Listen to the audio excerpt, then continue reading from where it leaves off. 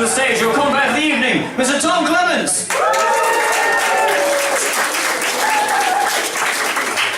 Oh. Hello. Hello. I've now dealt with the mic.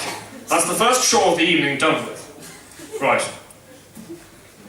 Hello, Lancaster, how are we all? There's the energy. Oh, we're halfway through the term now. Term's almost over. Give me an R.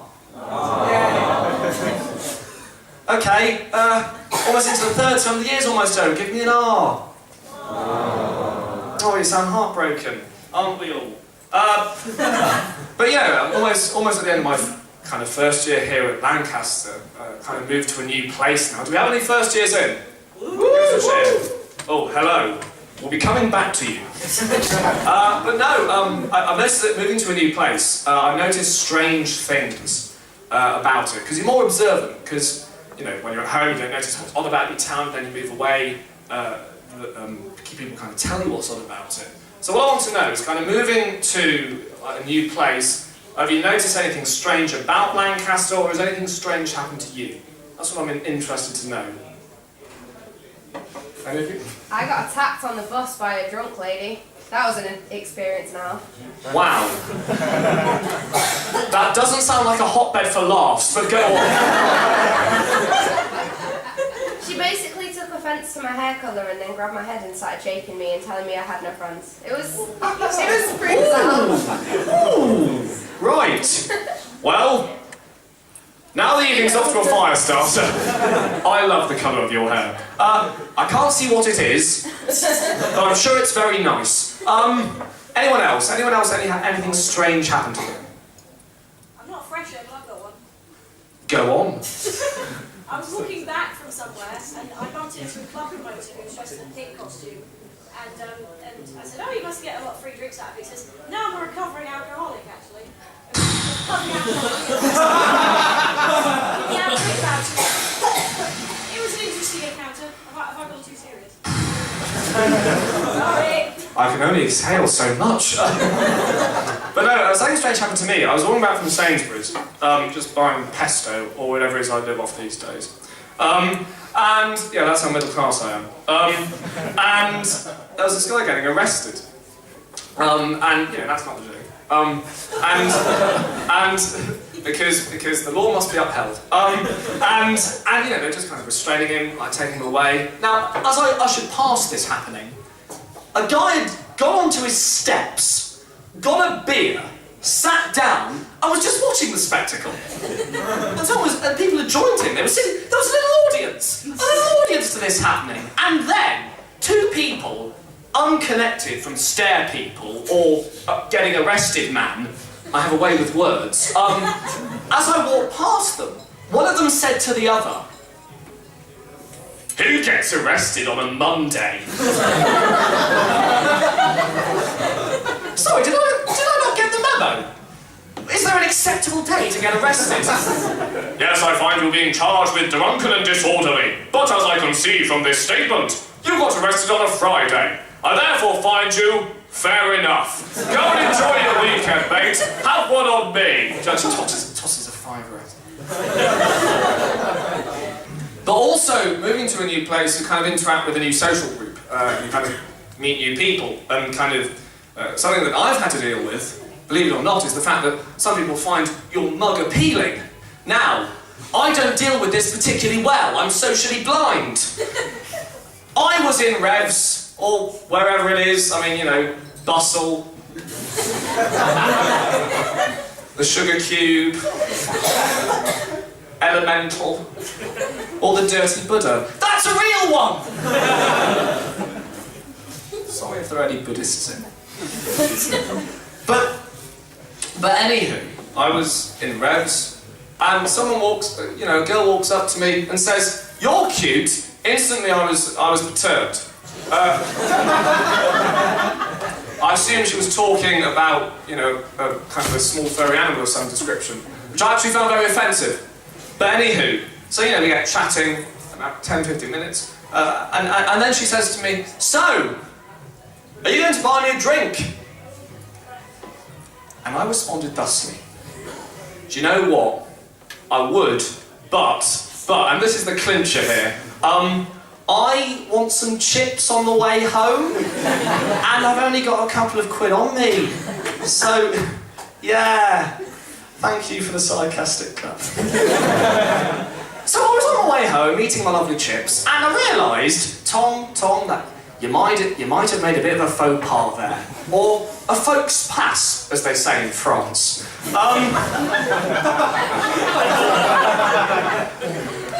Never was a linguist. Anywho, we have a great show for you tonight, but before I bring on my first act, we're just going to go through the rules. We have only a few. Please silence or turn off your mobile phones. Please don't talk to the acts. And please don't knock the camera at the back of the room. You'll notice that Tom there is standing guard with his lovely, lovely pink drink, which is horrible. You're allowed. Now, if you do knock the camera and it stops filming, there'll be no record that this evening happened, and will be shut down, I assume. They're the rules. Now, it's a number stage. The Cold War has started again. I'm terrified. What are they trying to say? No. I think the message is trying to tell me, Tom, it's time for the energy to get up. And I've thought of another way to do this. I've got here the energy conch. Here's the energy conch. Now, I'm going to give it to someone in the audience, and you are the source of the energy. You're going to get the energy conch, and you're going to go absolutely mental, okay? Is everyone clear? Great, okay. So, I'm going to pass the energy conch through the audience. I think you've been enthusiastic so far, so you, madam, would you like to take the energy conch? Okay, so, you've got the energy conch, and the energy is going to emanate from whoever has the energy conch. Thank you for making yourself clear. So, okay, go. Go on. Come on. Oh.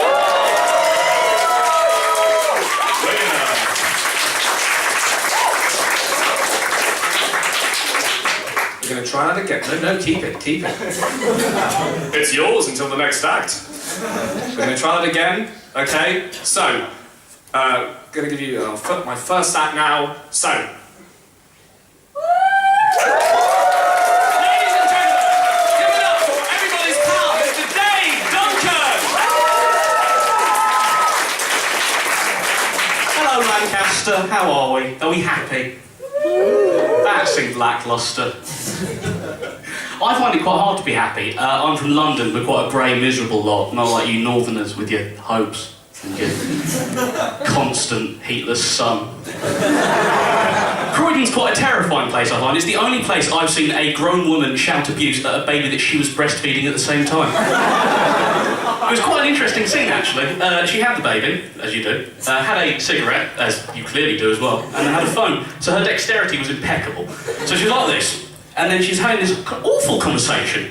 She was going, I don't care if he's in a wheelchair, if I see him, I'll kick him in the face. Shut up! What's that?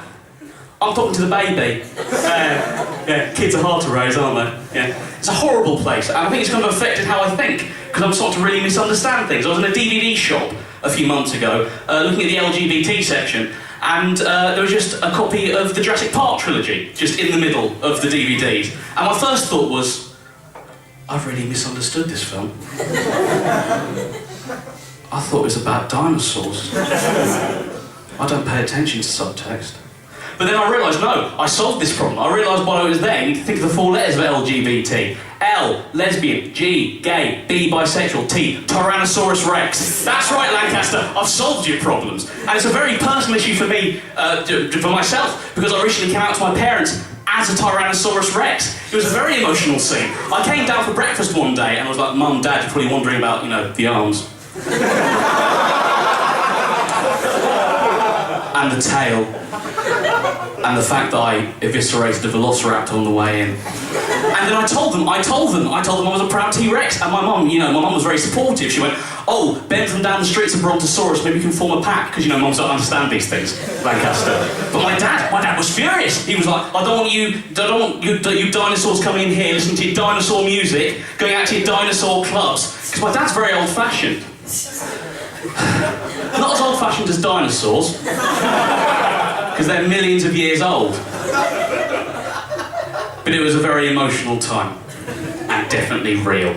Right, so I'm trying to get happy. I like train arguments. Train arguments are a great source of fun for me because train arguments normally occur at night, which means someone's drunk, which means any normal argument convention goes out the window. I once saw a man have a go at a homeless person for asking for too much money. You're going to get me out of house and home, mate? I don't have shoes. I once saw two men get into a fist fight because they couldn't agree what a McDonald's tasted more of. Meat or onions. One of them was unconscious by the end of it. But my favourite train argument has to be, I was on a train and this woman who was drunk had this little dog, and this woman, it transpired across from her, had this phobia of dogs. And this drunk woman took it as a grave insult that this woman could possibly be afraid of dogs, and was kind of just sitting there swaying, going, "Does this mean you don't like all animals?" No. But what about cows and sheep? They're everywhere. You must live in a state of constant fear. I don't. Some philosophers say that man is an animal. How do you respond to that? Do you kill people? Is that what you do? And this woman eventually kind of got annoyed and told her to be quiet, but then this drunk woman wasn't to be deterred. And she went up to this woman and went to her, "Yeah, what's going to happen to you? You're going to get eaten by a tiger. You've got that look about you." It was a great thing to listen to, because I learned a very important fact, is that tigers don't kill things to get up on the food chain, or because, they need to live. It's just because they don't like the look of wildebeests. "Oh, what's that, Tony? We're both tigers." "Yes, we are. It's good that we've established this early." "Yes, it is." "Why have you killed that wildebeest?" "They're just arrogant. They're just arrogant. Going around drinking their wildebeest coffee, driving their wildebeest Hyundais, watching the wildebeest wire. They're just judgmental animals there. That's your biology lesson. Anyway, talking of livestock, let's talk about clubs. Now, I don't like clubs as a general thing. I find them kind of like a neon nightmare, kind of a mix of despair and lynx. But what I do like are club toilets, because mystical and magical things happen in club toilets. Two examples. One, I was in, I want to say lounge. I don't know, it was a horrible place, so let's just use lounge. And went to the toilet, did the business, that's not the interesting part of the story. And they had a toilet attendant there, and I washed my hands. And then as I was walking out, he grabbed me and pulled me very close. Far too close, I feel, for two random strangers to be. Our faces were almost touching, and he whispered to me, "Do you want to know a secret, mate?" And I went, "Well, I suppose so." And he went, "Here's a tip. No Armani, no Punani." Now, I have to confess to you, Lancaster, I'm not hip to much of your lingo, so I went on the internet and looked up what Punani meant, and can I just say, I'm not a fan of that man's language. Quite rude, but I think the man might have cursed me because, I've not worn Armani since that happened. And, well, the Punani's nowhere to be seen. I'm sad I said those words. But my other mystical experience in the club toilet was, I was in Sugar, and I looked miserable, and this man appeared almost out of nowhere, which is a great way for people to approach you. He kind of came out of thin air, and he just went to me, "Look, mate, you look sad now, but people look back on their lives and realise they haven't lived enough, so just keep having fun, just keep doing what you're doing, and then one day you can look back on these days and laugh." And I went, "Oh." And then he starts to walk off, turned around, clicked his fingers and went, "Hey, no homo." No, mystical toilet man, no! That's not how you do speeches. You don't ruin them with homophobia. That's not how people work. What did he think I was going to do? "Oh, you've changed my life, you. Oh, yeah, I feel better about myself. We bang now, right? No, mystical toilet man! That's not how humans work! I mean, I did bang him, out of confusion more than anything. And also, because I'm a proud T-Rex, and I can do what I want. I've been Dave Duncan, this happened. Bye!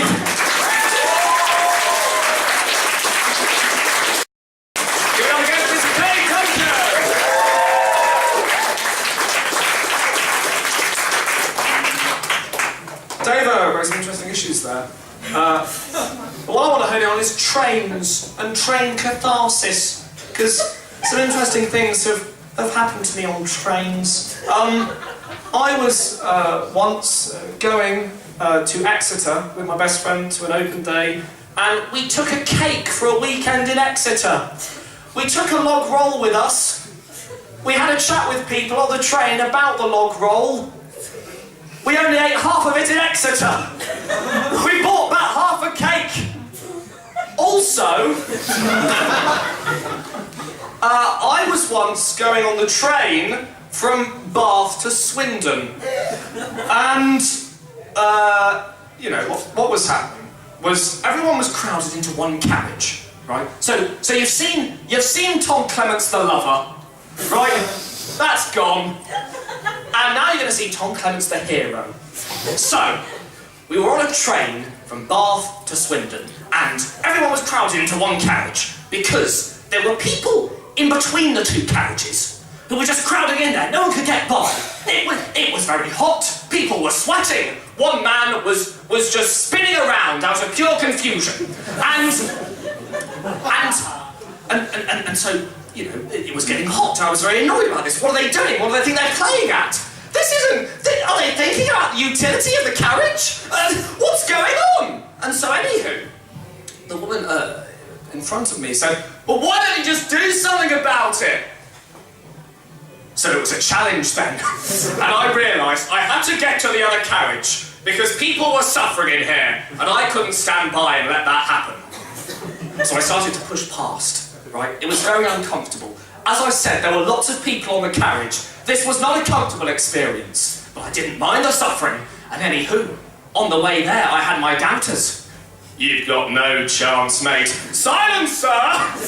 We must get through to the other carriages. And then, I passed an elderly couple. This old man said to me, we have reserved seats in the other carriage. Are you going to make a path? Well, no, I'm just trying to get through to the... Dear, he's going to make a path. Oh, I'm going to make a path. We have reserved seats in the other carriage. I know, your husband just told me. So you're going to make a path then?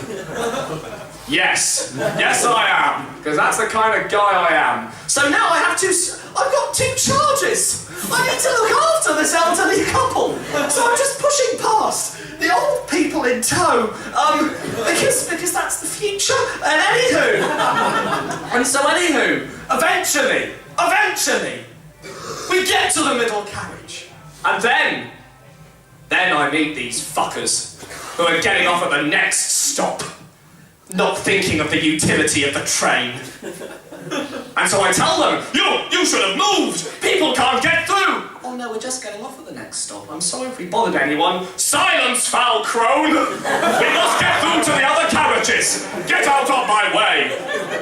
And then so they were vanquished. And so then we got through to the other carriage. And it was cold. It was cold like something's never been cold. So cold that I can't really describe how subjectively cold it felt. It was cold. Seats, as far as the eye can see, the elderly couple gently sat down in their reserved seats. Thank you, sir. You are indeed our God now. Please. And then I thought to myself, my work is done. Those people going to Collingshead, which was the next stop, they have been shown that when you're on a train, you must consider the utility of the train. And I sat down and I thought to myself, Tom, Tom, you're a hero. Next stop, Colin said, for fuck's sake! It was all for nothing, right? Don't try and be a hero. Listen to those adverts the police make. It was all for nothing. Tom Clements the lover, Tom Clements the hero. My many personalities are disintegrating. On that note, time to roll my next act. Who has the energy conch? Right, okay, I'll just come and get it.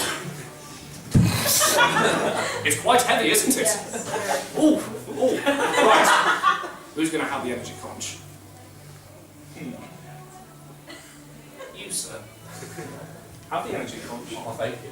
It's quite heavy, isn't it? It is quite heavy. Now don't cut yourself on it. You'll get a horrible disease.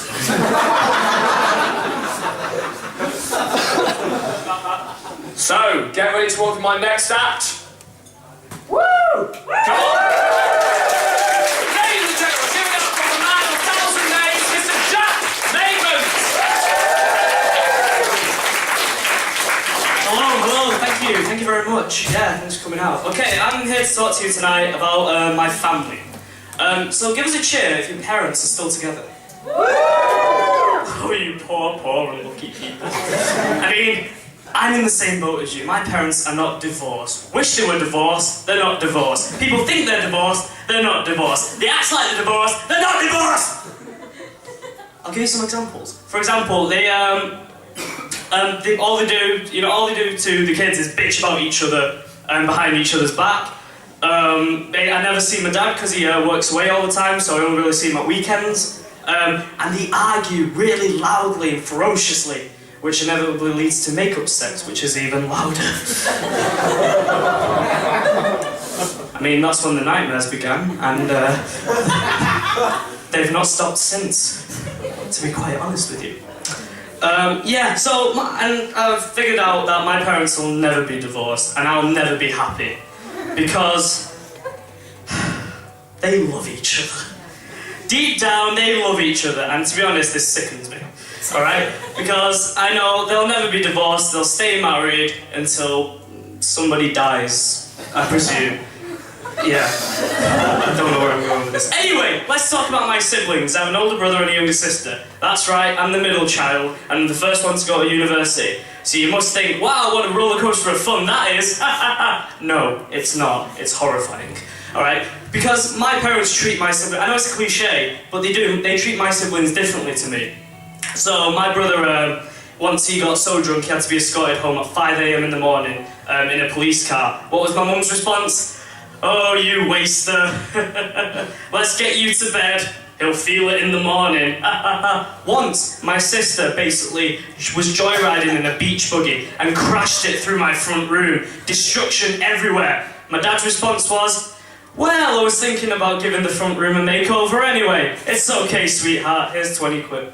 I leave crumbs on the kitchen counter.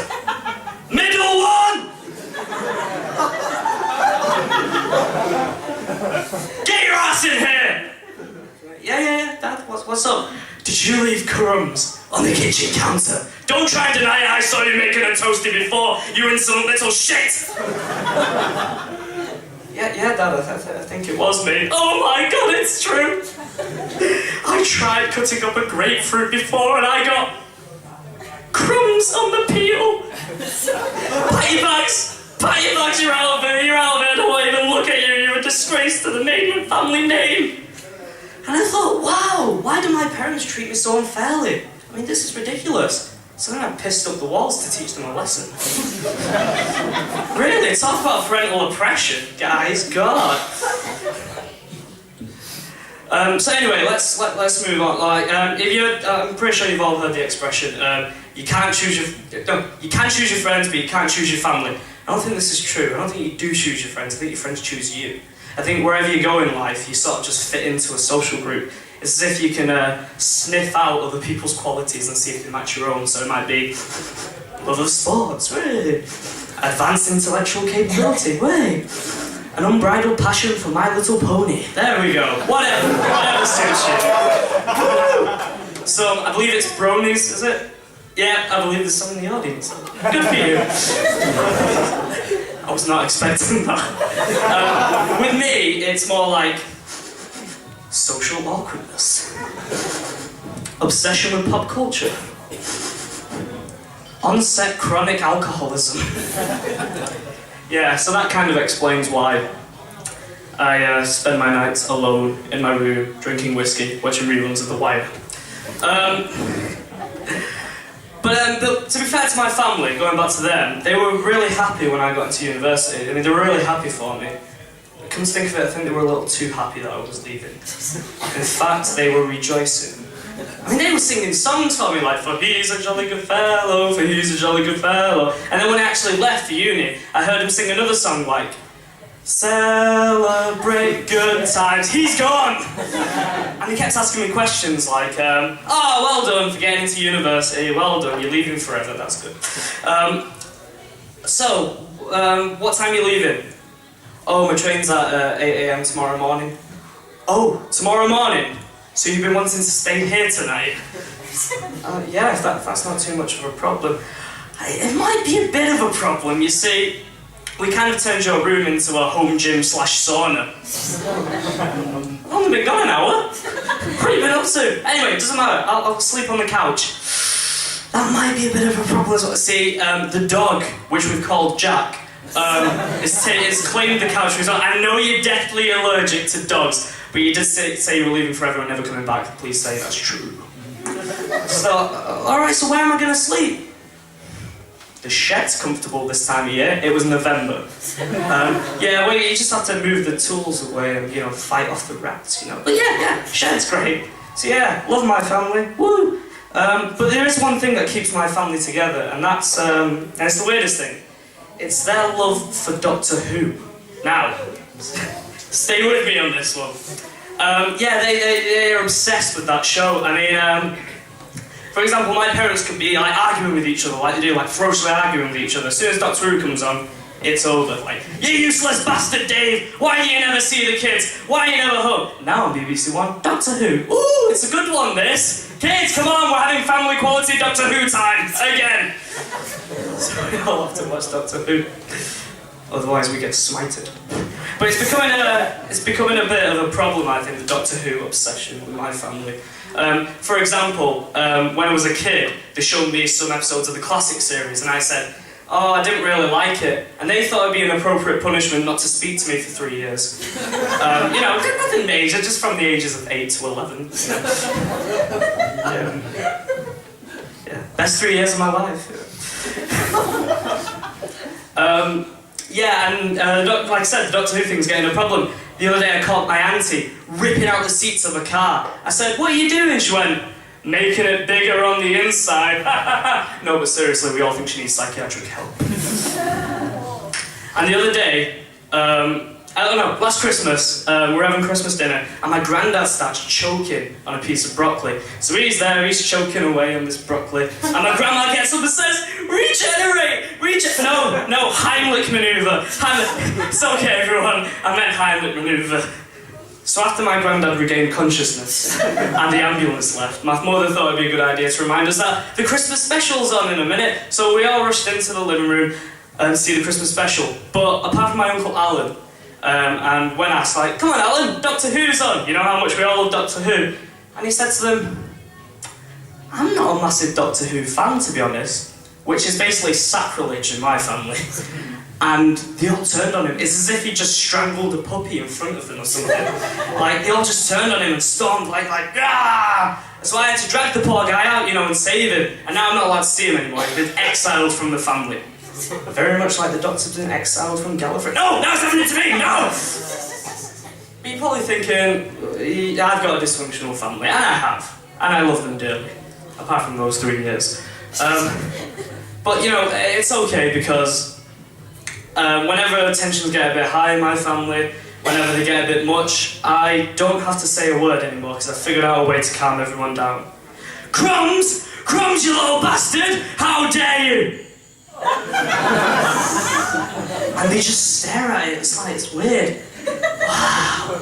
And then while they're distracted, I piss up the walls. Thank you very much, you've been great, have a good night.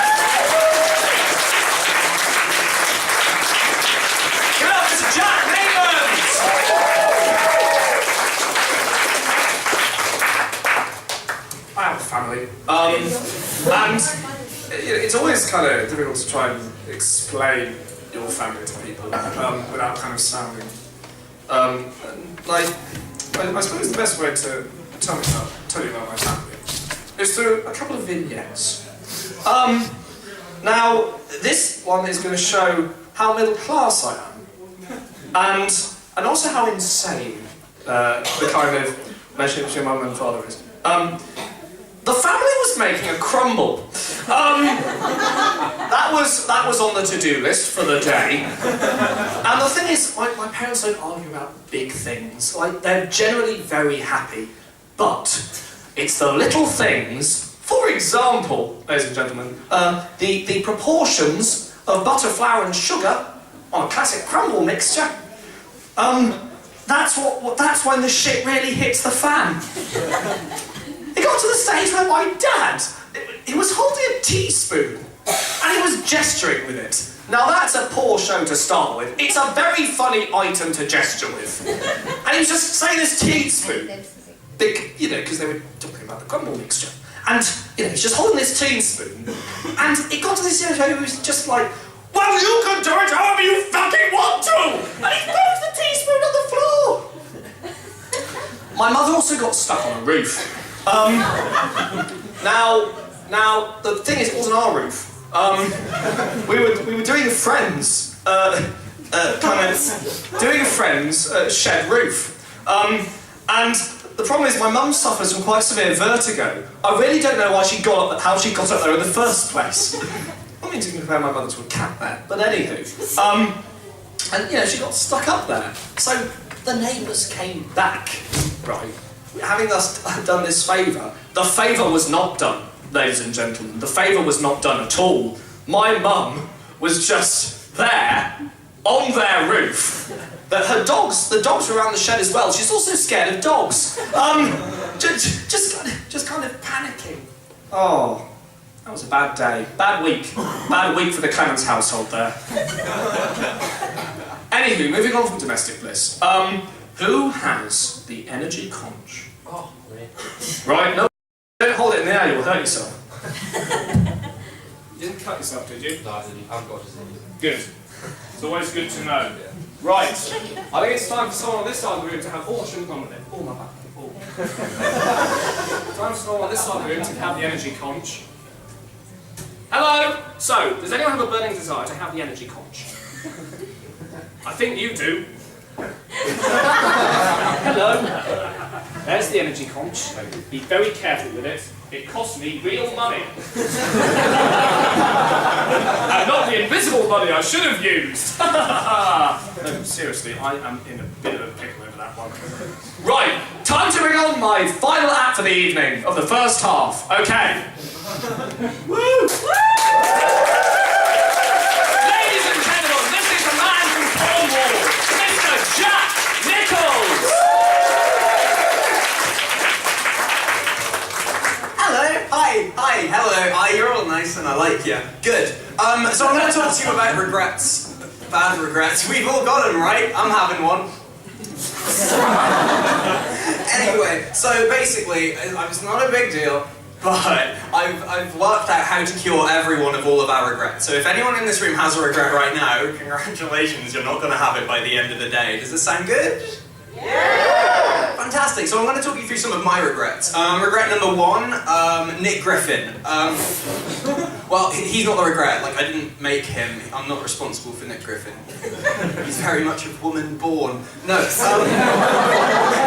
Nick Griffin, my regret relating to Nick Griffin, I actually, I watched an entire half-hour video of him making a stew. I watched the full 30 minutes. I don't know if anyone was aware. He filmed himself in his own house making a stew, and I watched the entire thing for 30 minutes. So that's 30 minutes of my life of a racist making dinner. I did the maths. That's more time that I've spent doing that than I have hearing compliments from my father. But then again, I also did the maths, and I've also experienced more leap years than compliments from my father. And black presidents. So,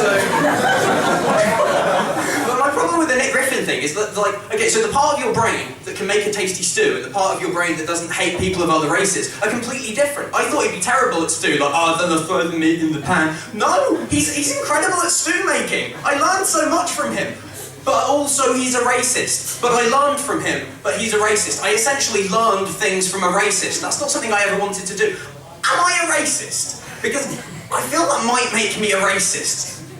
And these are the regrets that I'm having currently. So, for example, here is the way that Nick Griffin cuts an onion. That's what we're all going to listen to. Nick Griffin cuts an onion by cutting it in half, then cutting grooves in it. Then he turns it over, then he chops it so it pre-dices it. That's fantastic onion cutting news. That's amazing. Like, you've all learned that now. And you might be racists because of it. Knowledge has come from a racist's head into yours. Now I'm performing to an audience of racists, which I didn't ever want to do. I didn't want to get successful this way. I had integrity. So this is one of my... I didn't, guys. I didn't. This is one of my many regrets. I have more regrets.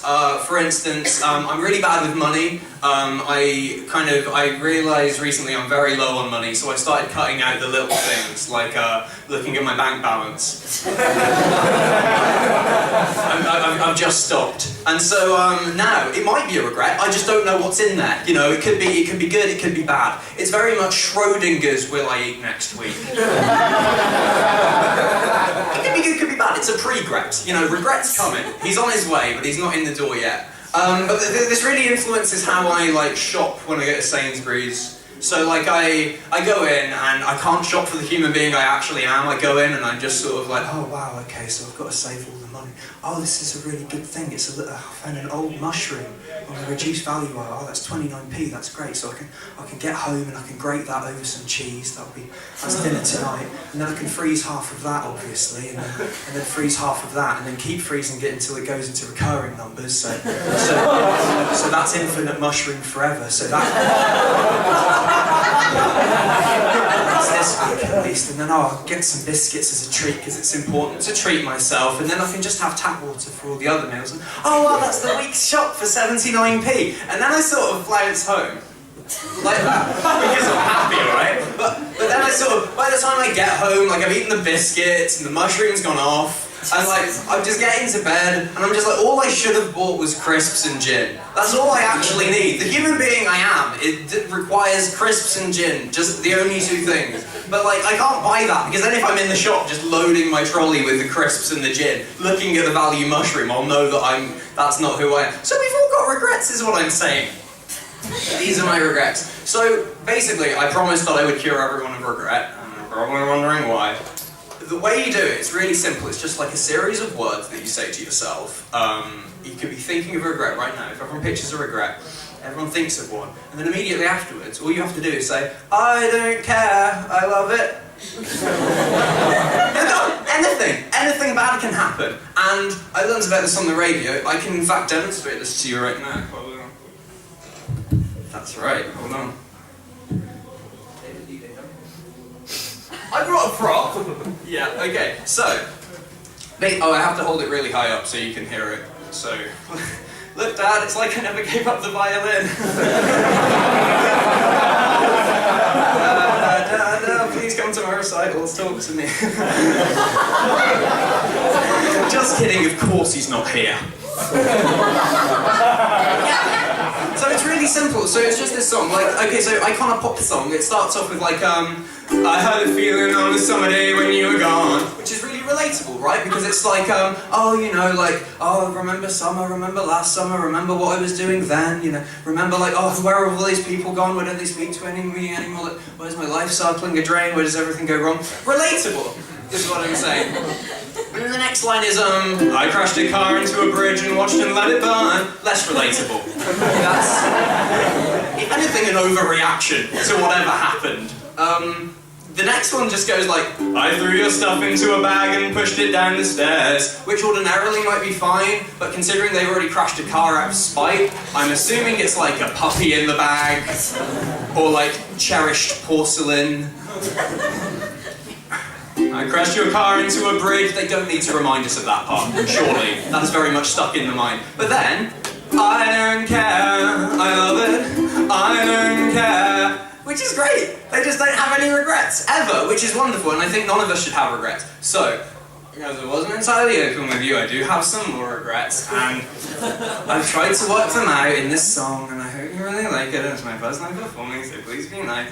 So it's the ukulele. The ukulele does this to people. It turns you into Zooey Deschanel. Boys. So here's my song about my regrets.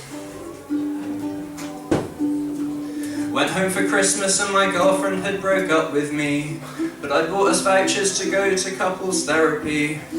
So I gave them to my parents and then they divorced bitterly. Dad blamed me, but I don't care. I don't care. A mugger took my phone and started writing funnier Facebook statuses than me. My ex liked them and then messaged him and they went out for coffee. Went to see the film My Frankenstein in the cinema. I don't care, love it. I don't care. I'm gonna cry while I forget the next stanza, excuse me please. Said my ex's dog had bit me, so she had to put it down. Guys, it's a supportive environment, yeah? So I hid and masturbated while she buried it, dressed as a clown. Then I dug it up and threw it through a window while she was sleeping and yelled, "Fetch!" She said, "Jack, I know that's you. You're dressed as a fucking clown. I know you can only ejaculate while dressed as a clown due to all that circus trauma that happened to you when you were a child. But it's very bad hiding costume. Very visible in a pet cemetery. It's not even my dog. I buried a decoy dog because I knew you would pull some shit like this. You made me kill a dog, Jack. But I don't care. I don't care. Taught primary schools to tell kids Santa isn't real. Shut my cock in a door just to try to feel. Tried to pick a pretty flower and fell down an open manhole. Found out my favourite porn performer died like 2 years ago, so I've been masturbating to a dead guy for like 2 years now. I don't know how to cope with that. Found out my ex has got engaged to someone else. Only get erections in my failed attempts to hang myself. Tried to suck myself off and then ended up in hospital. Stormed into a church to stop my ex's wedding, but accidentally interrupted a funeral. En route to the hospital. I was in tremendous pain and my penis was very near my mouth, but I don't care. I don't care. Went to the therapist just the other day. She said, "Jack, you are without doubt the worst person I have ever met. You are not a person, you are not a human being. You are skin surrounding nothing. You are a blight. You are a canker on this earth, and I pray to God for help for the people whose lives you have touched, because you can only cause damage. I will only say this twice, Jack. You cannot feel, you cannot care for people, and you cannot love. You cannot care and you cannot love. But I don't care. I love it. I don't care. Thank you very much.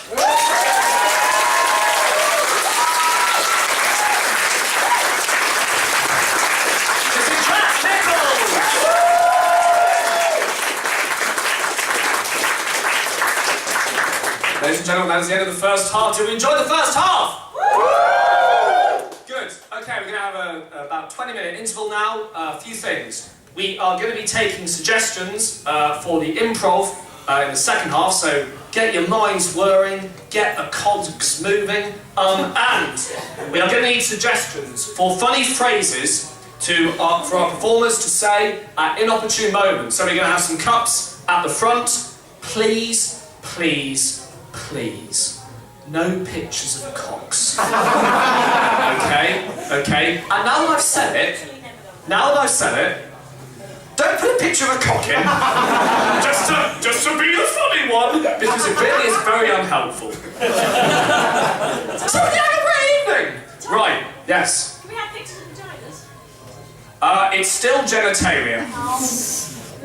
Well, I've laid down the law on that one. So, we're going to have cuts at the front for your suggestions of amusing phrases.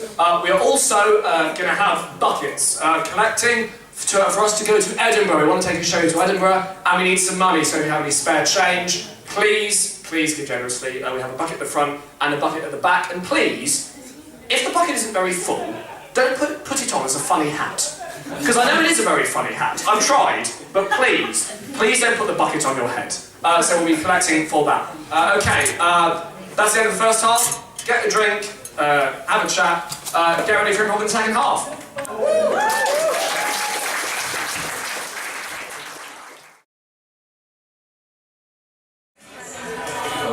Ladies and gentlemen, we welcome to stage Mr. Tom Clements.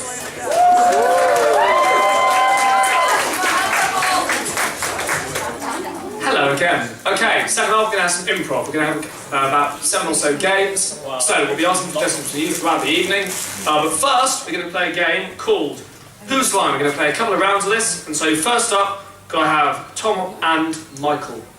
Woo! Okay, I want to take a couple of few suggestions each from the cup.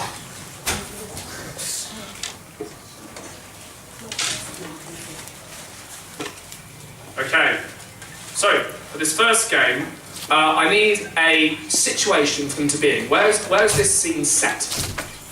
Any suggestions? Hospital. In the toilets. A hospital.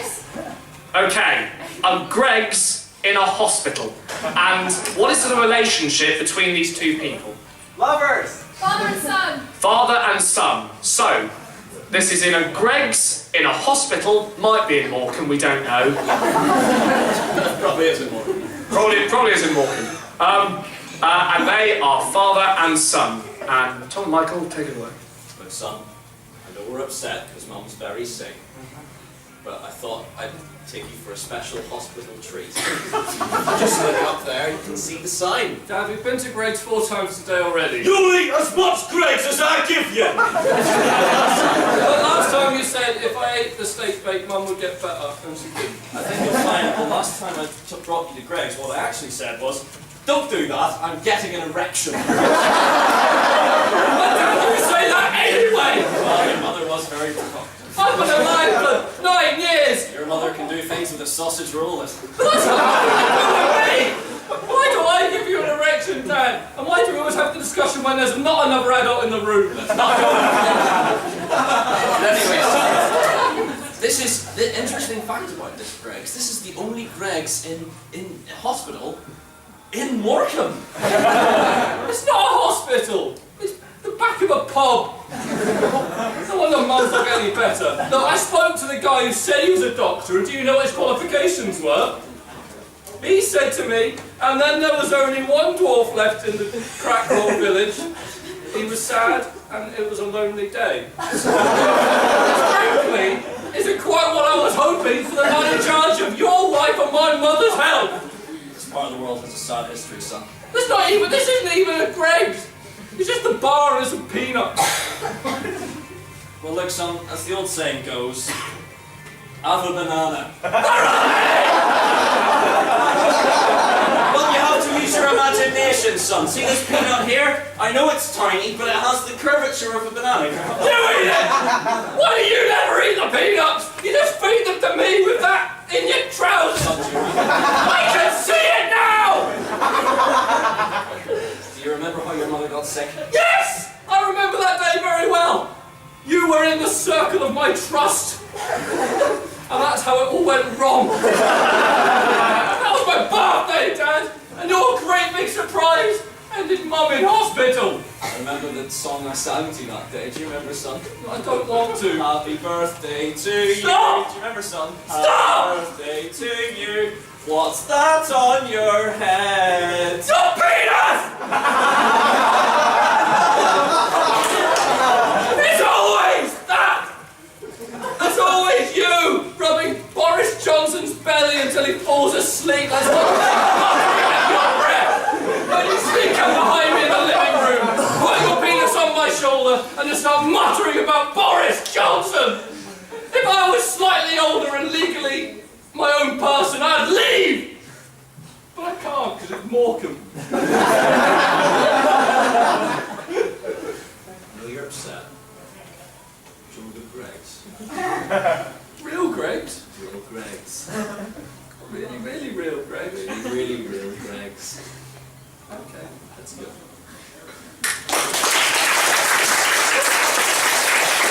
And you might just start going for another round of Fuse Line. This time, can I go to the stage, Ed and Jack? Okay, take suggestions from that lovely plastic cup in the sky. Who knows? Who knows? Okay, so, a relationship between these two people. Enemies. Enemies. Oh, I like enemies. Any advance on enemies? No. Okay. So, they're enemies, and where is this scene set? Crimea. Somebody likes topics. No. Any other suggestions? Art school! Art school. Okay, they're enemies at art school. Take it away. Oh, fuck, I've messed up this Vitruvian man. Da Vinci, we meet again. Ah, I see you've came back. Leonardo, not Da Vinci. Yes, I did. And I have an even better artwork than you ever create. Is it better than last week? When one of the Medici said, "Do the balls go in?" And then he looked at my picture of the testicles. Guys. Better than that, it's a Vitruvian man, but not. Aha! Copyright infringement. You're right, it's a woman. Yes. Congratulations. And it's based on a true person. And you know what they said to me? They said, "I don't hate Jews." And I said, good, because nothing's worse than an anti-Semite, so I drew this based on her religion. It's lovely. Thank you. My old enemy, but I can outdo you, as I always did. Now look at this blueprint I've got here. It says, the HMS Dicks Ahoy.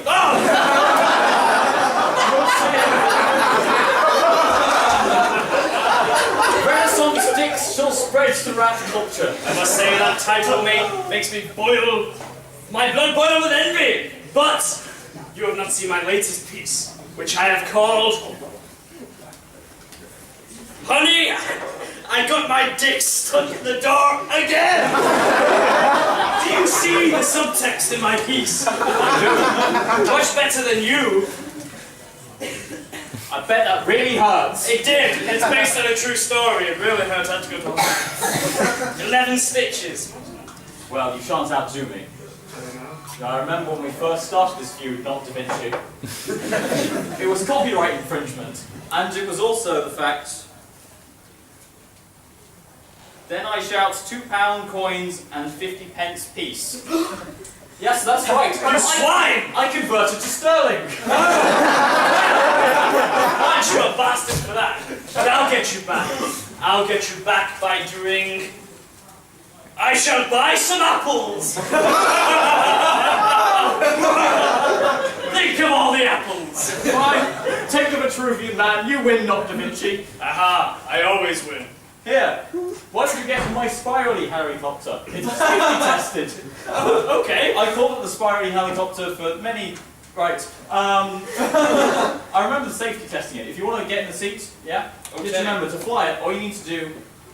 Masturbating to Ron Weasley playing with his wand. Okay, I don't know who that is, because Harry Potter's not been written yet. But, okay, I shall do exactly that. But not before I say... A picture of a cock. We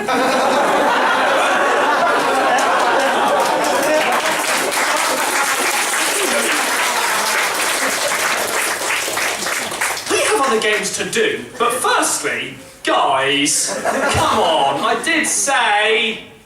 Bloody, you're all pictures of cocks. Yeah, that's my 2 cents. Right.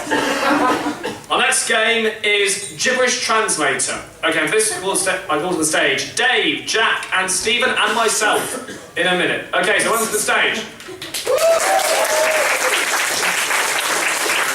Okay, the premise of this game. Jack and Stephen are going to be speaking gibberish. You won't be able to understand what they're saying. So that is why Dave and I need to translate what they're saying. So,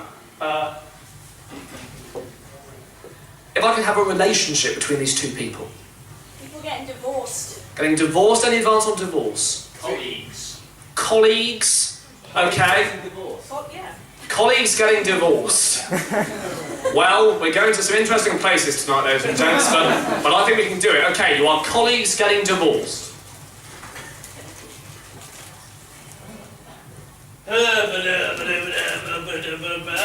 Hello. Just cut the shit, Arnold. Where are the papers? Never mind that. Look at this stapler. All these petty distractions, you shit! Always with the stapler! I don't want to talk about the divorce papers. Look at this Iron Man! You just need to listen. It's over, Arnold. It's over. The stapler was how we first met.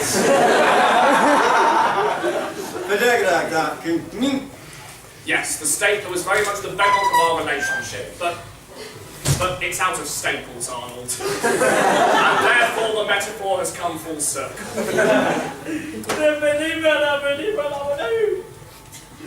Do some filing. There'll be no filing for you, unless you want to file our divorce papers.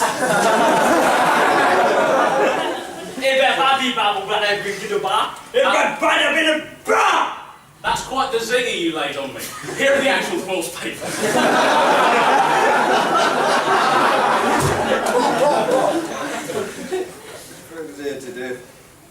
But they're so long. Why can't we have the Prayseed version of 5 pages? Your divorce papers include 5,000, and many of them are just extracts from Ulysses by James Joyce. I enjoy the classics.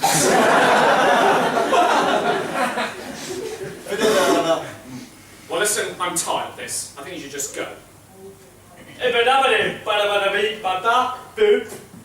But why haven't you read through the Ulysses pages and explained to me the main themes? Because we have a limited amount of time, and also I haven't read it. It's impressive how you managed to say that without moving your mouth.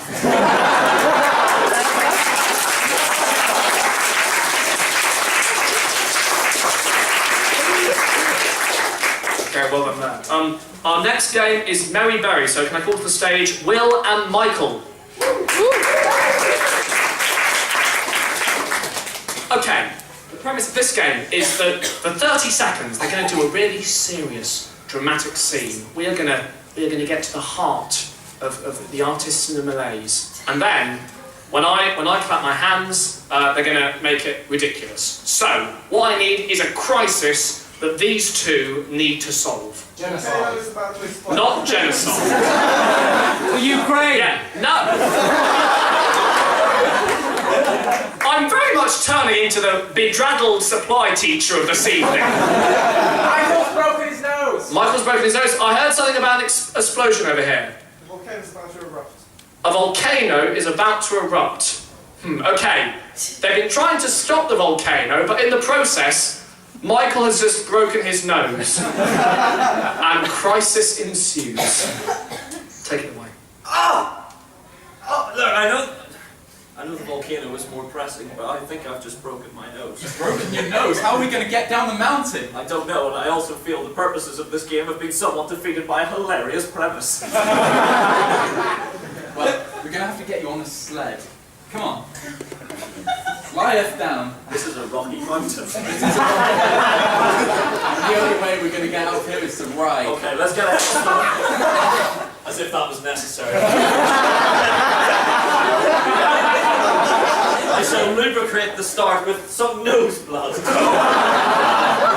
blood, that's the best kind. 6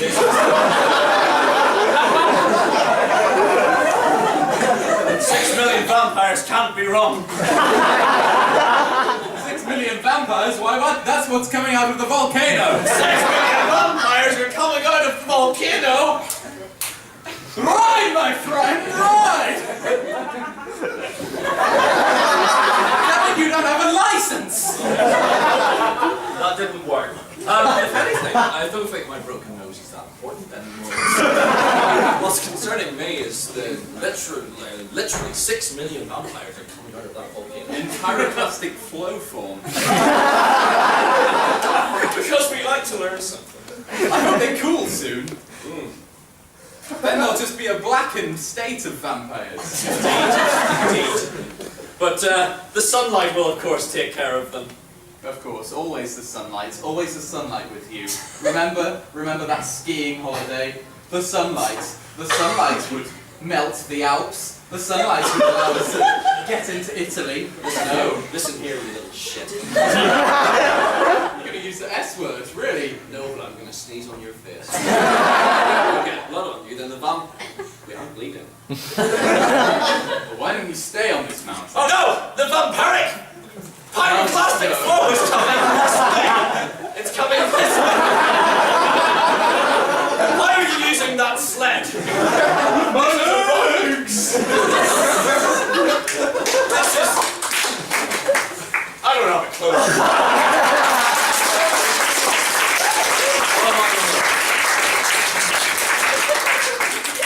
Okay, our next game is going to be ABC. So for this, I call on stage Ed and Dave. Okay, this one's going to be against the clock, and they need to have a conversation, and every sentence needs to be the next letter of the alphabet. So, where is this scene set? An on-fire pet shop. What? An on-fire pet shop. An on-fire pet shop. Any other suggestions? The circus. A big shoe. They're living in a big shoe, because I like it. Okay, it's a big shoe, and yeah, they were living in a big shoe. And now we need a letter of the alphabet. E. E. Take it away. Everything's gone to shit, old Mother Hubbard. For God's sake, just explain what's wrong. Goodness gracious me, we can't tie a massive shoe. Help me with this bit of massive fabric. I can't reach that high. We need to close it. This was not the perfect skylight. Just ask the massive cobbler to try and fix it. Keep asking the cobbler, you say. He fell off and died. Look, you didn't see anything when I did that, okay? Yes? Yes? Mother Hubbard, you used to be so kind! You never talk back to me. Okay, I'll get the lace. I've got the lace. Alright, so what kind of knot do you want? Perfect ones, clearly. For a house, this is... Perhaps this house is quite small. Really, it certainly is. It's massive. Shit-sized, one might say. That is correct. Unidentified person. Let's say one of my children. Unidentified. That's my name. Very much so. I was on a lot of heroin when you were born. Why do you keep telling that story? It brings me no joy. Xenophobia had swayed me. Looked at them and I saw some xenophobia and I was like, no. You said that surely, why am I from a different country than you? Sound! How they make such an accusation? Absolutely. Balderdash! Zoinks! And time's up. Okay, thank you very much. Our next game is Shopping Channel. So for this, I call the stage Ed, Jack, Stephen, and Tom. Okay, Okay, this is a... If I could ask Tom and... no, sorry, if I could ask Jack and Ed to leave the room. Okay. No. Okay.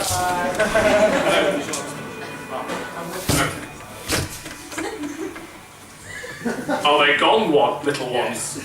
Excellent. Right. Okay, the premise of this game is that the two guys who just left, they're hosts on a shopping channel, but they don't know what they're selling. Okay? So, our two mimes are going to try and tell them what they're selling through the medium of mime. So, could I have an ordinary household object? Hairbrush. Hairbrush? Any advance on hairbrush? Dildo. A washing machine. Vajazzle. I don't want to come to your household. Is a vajazzle really an object? Because I very much see it more as a concept. Anyway, I liked hammer, so what's special about this hammer? Vajazzle. It's Mjolnir. It's made of glue. A hammer made of glue. So Tom, you're selling a hammer made of glue. And another object. Kettle. A kettle, and what's special about this kettle? Red chocolate. There's a genie in it. Yes, an enchanted kettle with a genie in it. Okay, and now we need a special bonus object. Very much the wild card, this one. No. Someone's mother. Baby! So, okay, I quite like someone's mother. Don't specify. Just someone's... Okay, so Tom, you have a hammer that's on fire. So, no, made of glue. A hammer made of glue. And Stephen, a kettle with a genie in it. And the bonus object is... Someone's mother. Someone's mother. Okay, now we need to compel our two hosts to come back in. So, if you could, on the count of three, shout, "Come back in, you shower of bastards." 1, 2, 3. Come back in, you shower of bastards! Haha, they're here! Okay. That was encouraging. Just like my family reunion.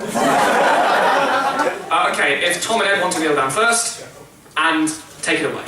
Welcome to the Blitzkrieg shopping channel. Let me laugh all day. No, but seriously, they have items. Okay, here we have some sort of pole, some sort of stick, some sort of man looking depressed. Don't give me very much help here. He's pouring something. It's a jug, obviously. Is it a jug? No, it's not a jug. I don't know why this accent is. He is having a drink. Now he's throwing something into a cup. It is some sort of juicer. Okay, you two kneel down. Hello and welcome to the Apocalypse Shopping Channel. It's like Scrappy Challenge, but forever. Right. Our first object on sale, of course, it's a harpoon, because who doesn't need harpoons? Oh, well, clubs, they're even better, of course. Or hammers. They're also And you two kneel down. So we're still trying to guess the item. We have many more, you know, because that's what we are. Laughing all day. Right, now, we have a... You're opening something. Ring, ring, ring, ring! Yeah, you're through to Blitzkrieg shopping channel. Oh, Blitzkrieg Shopping Channel, your bargains are so amazing, they're leaving me hot under the collar. Boiling even. Yeah, right, that might suggest a kettle. And you two kneel down. Oh, I use my tears for hydration. Right. It's a hammer that you throw, because hammers are good at long range as well, but sometimes they get stuck, and you don't want that. And sometimes you have bionic arms, and they're useful. When they get really stuck, you have an iron fist, and they get trapped to a person, like when you're mining rope. Ring, ring, ring, ring, ring. Oh, we have a corner. You have the communication line open. I'm thinking of an old phrase. I'm rubber, you're something else, but I'm Oh, cheers. Oh, so we've also got this glue that it's very sticky glue, and that's You two kneel down. So the kettle is it's got wheels. It's It's dancing. There's three kettles of it. Ring, ring, ring, ring! Yeah, that's true. Once again, just ringing in to say I love your items. They're all that I wish for.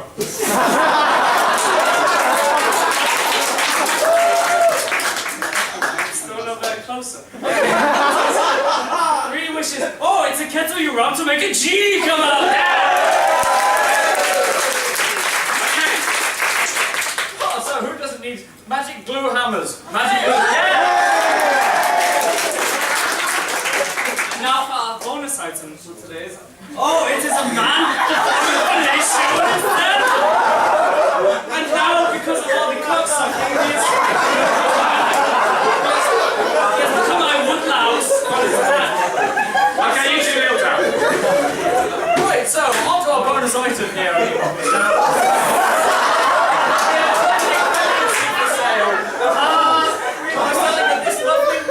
We're selling them. Child.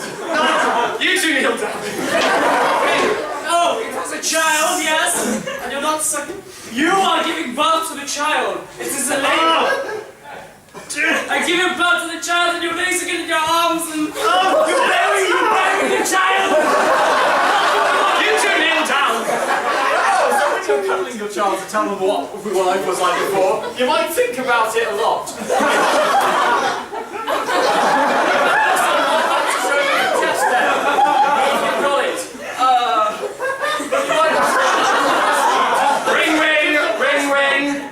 Hello, we have a call ring.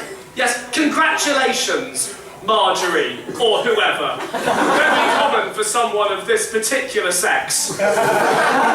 Cheers! I'll phone the midwife. Because midwife is a thing that does to do with baby. You're a person. And here on the Apocalypse Shopping Channel, we like people being alive. Ring, ring, ring. Ring, ring. We've all got one.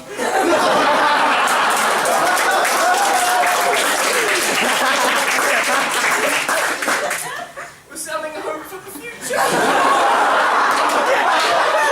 Kneel down. That's a baby that's been birthed out of a vagina. You are a woman, yes, and you're breastfeeding. Yes, and the vagina and the breast.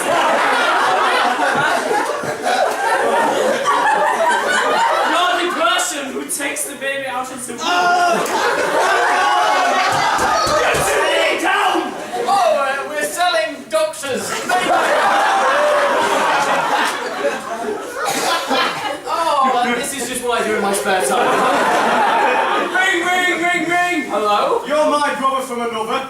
Oh, we're selling my mother.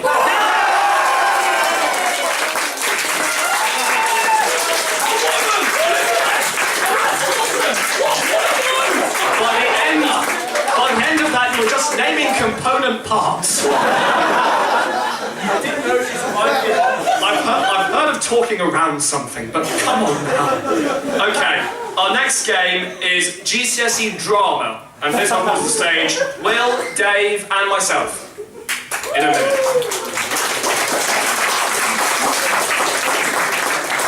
Okay, so for this game, we are kind of getting a bird's eye view on a GCSE drama class, and they're performing their play, and it's terrible. It's awful. So, what we need is the name of the play and the name of the scene they're performing. So, what's the name of the play? Sunshine and Bones. Existential dread. I quite like Sunshine and Bones. And what is this scene? The bit with the iron brew. The bit... Okay, this is Sunshine and Bones, and this is the bit with the iron brew. Hello, Stephen. Would you like the iron brew for your bones? Oh, my mum doesn't want me drinking. Pass through. Say no. And then... Tom, I forgot my lines. What's this line? I forgot. Oh, we're going to fail. It's a metaphor! It's a metaphor? You mean semaphore? one cost millions of lives.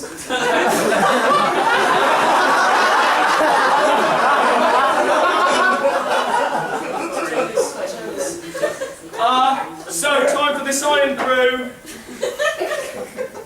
Oh. Can you feel it, Tom? Can you feel the sunshine on your skin? But the war. Let's have a minute, silence.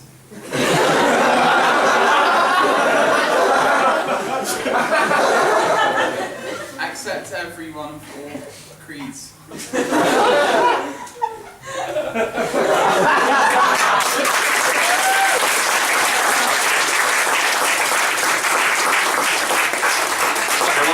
Okay, we're now moving into our final game. Let's give it okay. This is Typewriter. So this is going to involve everyone, but we need two people. So can I call to the stage Michael and Tom?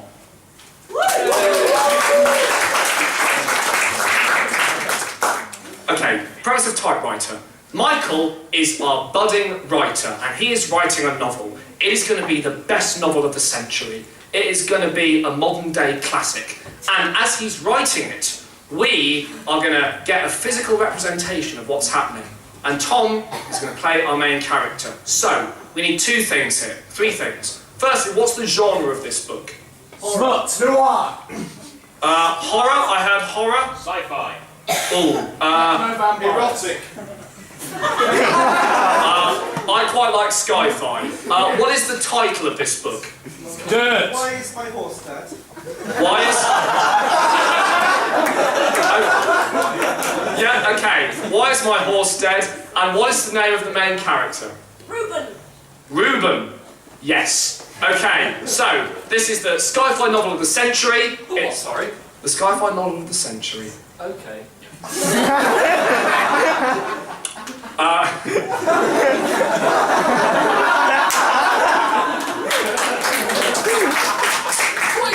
It's called Why Is My Horse Dead? And main character is Reuben. Take it all. And feel free for other performers to jump in now. Okay, take it all. Why Is My Horse Dead? By Michael Dodds. Chapter 1. The Horse. Ooh. Why did it die so soon? It was a difficult time. Hitler's armies were storming across ancient Egypt. The Beatles had just released the Ninth Symphony, and Reuben's time-traveling horse was, in scientific terms, fucked. Without you, I'm stuck. He was stuck. I'm stuck. Stuck in the past, but when he was approached.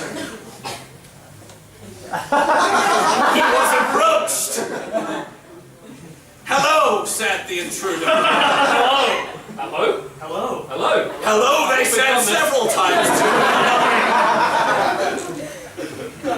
What time am I? Where am I? Said Reuben. Where the hell am I? Said me. Or should I say, where am I? Say it! Where am I? When am I? And who the hell are you? And where's my dead horse gone? Indeed, it had been snatched. I snatched it, said the mysterious visitor. Because that's what I do. I snatch horses. He was keen of snatching horses. Such was his time and species, which was yet to be established. Tell me when and where I am and why. Why would you steal a sky-fi horse?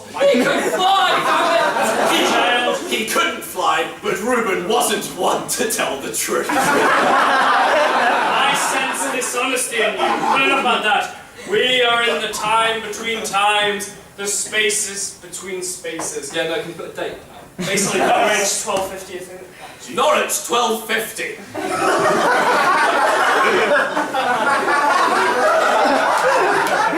That explains a lot. The people are very, Before he could finish that thought, aliens burst through the town hall where they were.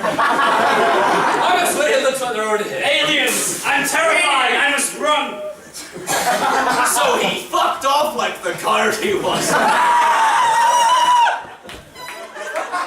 Reuben returned, for I meant the other one.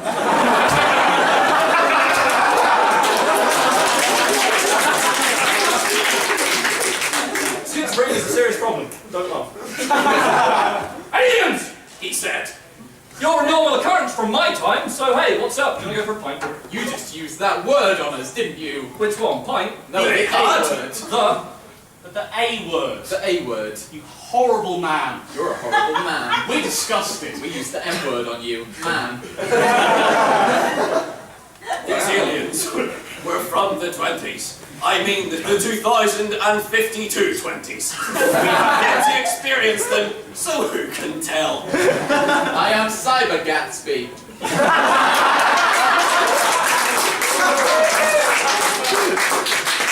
How's the giant space mansion that flies everywhere? Decadent. There is when we play the music of Jay-Z. It was retro at the time. There is a green blinking neon light at the end. Is that your spaceship calling? It is. May I ask, what brings you to this time and place? Also take me with you. Dear God, my horse is dead. We have not come to save you, they said. We have not. We have not come to save you. No. They have come to make things more difficult in a horrible way. What happened? You're in for a shit time. I already am! Give us your shoes. Oh, what? My boot. No, I'll do one or the other. So it's a space boot. But take the shoes! The aliens were from the future when shoes were scarce. Oil, fossil fuels of the sort were plentiful. We but are shoes rich men. run their civilization We in are more rich ways men. than one. Come on, Lady Gatsby, we can sell these for sweets. They bloody could. Beowulf Sheen. Reuben was thus left alone in Nottingham or wherever the fuck at whatever fuck time he was at. Trauma from the horse dying that was my best and only friend and possibly a relative, and then losing my shoes. I kept hearing funny noises. At the last minute, his horse burst through the window. Oh! He had raised himself from the dead, but was lacerated many times. I shouldn't have jumped through the window. He said, and that was the last he said. This is what happened last time! Reuben was... Come back! Come back to life! Okay. At which point, when Reuben used his science skills to bring his horse back to life, villagers from the village at the time burst through the door and executed him for being a witch. Who are we executing? I mean, yes, thank you. At this point, I must point out that my psychosis has come to a severe level, and my novel is talking to me. The author's going mad! At this point, my characters used the chance to escape, apart from the two ones who were trapped in the first place. Figment of your imagination trapped in this reality! Which I find ironic. You bastard! The end. Thank you so much, Gatsby.